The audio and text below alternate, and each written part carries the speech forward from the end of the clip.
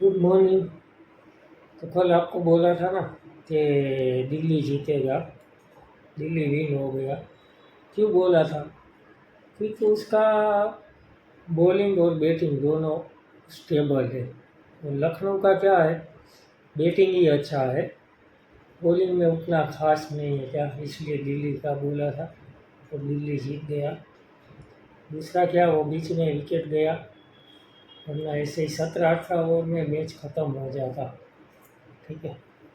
और पूरन ने class batting किया, पूरन और वो रिचर्ड और मार्श ने अच्छा खेला दोनों। बॉलिंग लाइन सही नहीं थी, क्योंकि जो कुलदीप यादव जो सही टप्पे पे बॉल कर रहा था ना, वो इसके लखनऊ के स्पिनर ने नहीं किया, इसलिए। ठीक है, कोई बात नहीं।